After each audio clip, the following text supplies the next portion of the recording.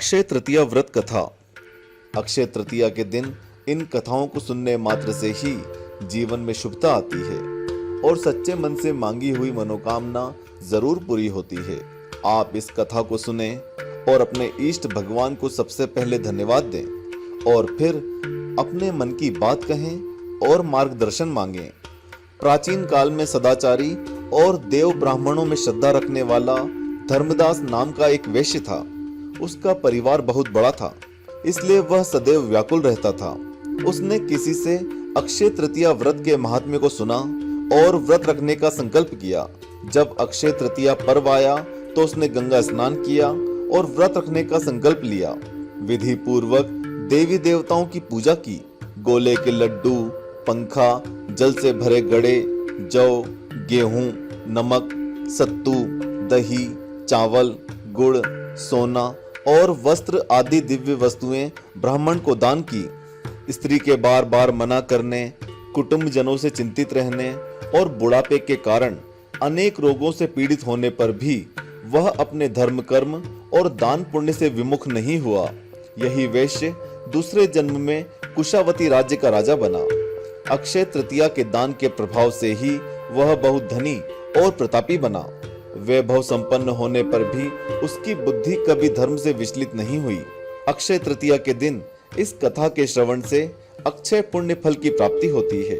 एक दूसरी पौराणिक कथा के अनुसार महाभारत काल में जब पांडव वनवास में थे, तब एक दिन कृष्ण ने उन्हें एक अक्षय पात्र उपहार स्वरूप दिया।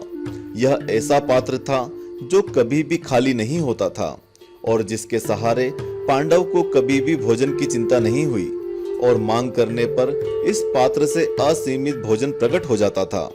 श्री कृष्ण से संबंधित एक और कथा अक्षय तृतीया के संदर्भ में प्रचलित है।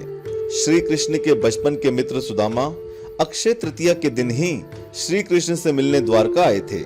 असल में सुदामा बहुत गरीब थे और श्री कृष्ण द्वारका के राजा।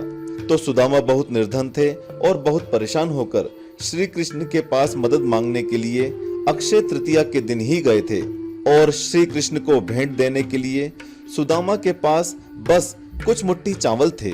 श्री कृष्ण से मिलने के बाद अपनी भेंट उन्हें देने में सुदामा को संकोच हो रहा था, किंतु भगवान श्री कृष्ण ने मुट्ठी भर चावल सुदामा के हाथ से ले लिए और बड़े चाव से खाए। चूंकि सुदामा श्री कृष्ण के अतिथि थे, श्री कृष्ण ने उनका भव्य रूप से आदर सत्कार किया। ऐसे सत्कार से सुदामा बहुत ही प्रसन्न हुए, किंतु जब आर्थिक मदद मांगने की बारी आई तो सुदामा संकोच में आकर कुछ बोले ही नहीं। ये विचार करते करते सुदामा अपने मन में ही बात को दबाए हुए वहां से अपने घर की ओर लौट चले। जब सुदामा अपने घर पहुंचे तो दंग रह गए। उनके टूटे फूटे झोपड़े के स्थान पर एक भव्य महल था और उनकी गरीब पत्नी और बच्चे नए वस्त्र आभूषण से सुसज्जित थे। सुदामा को यह समझते देर न लगी कि यह उनके मित्र और विष्णु अवतार श्री कृष्ण का ही आशीर्वाद है। यही कारण है कि अक्षय तृतीया को धन संपत्ति की लाभ प्राप्ति से जोड़ा जाता है। इस दिन अपने सामर्थ्य के हिसाब से किसी गरीब को कुछ न कुछ दान अवश्य करें।